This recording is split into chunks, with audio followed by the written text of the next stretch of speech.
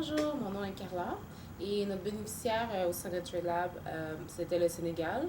Nous avons travaillé en fait sur la zone de libre-échange continentale africaine en matière de commerce de services. Et cette expérience était vraiment intéressante parce que le commerce de services, règle générale, c'est vraiment difficile. Mais en Afrique, il commence à se développer en matière de services. Donc, nous avons essayé de travailler le commerce de services avec également le commerce des biens parce que les deux doivent être développés ensemble. Et ce qui était vraiment intéressant dans notre travail, c'est que c'est un travail continu. Donc, ce n'est pas un projet dans lequel on nous donne des directives et nous donnons un travail final, mais tout au long de notre travail, ce que nous avons fait, c'était rédiger certaines parties et le Sénégal commentait sur ce que nous avons écrit. Donc, il y a eu un dialogue entre le Sénégal et l'Université d'Ottawa pendant 2 mois complets, à toutes les semaines. Et parfois, c'est ça qui était intéressant, c'est nous étions sûrs que nous comprenions leurs besoins. C'était vraiment important de cibler leurs besoins, de comprendre leurs besoins. Et parfois, c'est un peu difficile pour les pays de faire du commerce international parce qu'ils n'ont pas tous les outils justement pour entrer dans les négociations.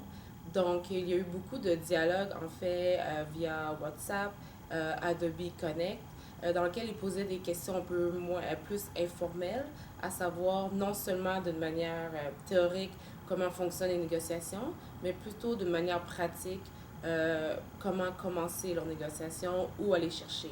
Et aussi, le Sénégal est un pays francophone et au départ, ils ont essayé d'avoir un contrat auprès d'un pays anglophone, mais en raison des barrières de la langue, ils n'étaient pas capables de comprendre justement le document. Donc, ce qui était vraiment intéressant avec l'Université d'Ottawa, c'est que nous sommes l'université a le côté civiliste et nous avons aussi le common law.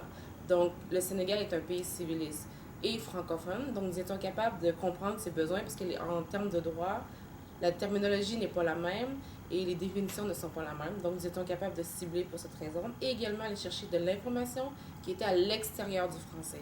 Parce qu'en français, il y a beaucoup d'informations, mais parfois nous trouvions l'information en anglais qui n'était pas traduite en langue française, dont le Sénégal n'aurait pas été capable d'extraire pour pouvoir l'utiliser dans sa table de négociation. Donc, c'était vraiment utile pour le bénéficiaire, mais également pour les étudiants, parce que nous étions aussi des gens qui parlent espagnol, français et anglais. Donc, nous avons travaillé notre deuxième langue qui est l'anglais, ou certaines personnes, leur deuxième langue qui était le français.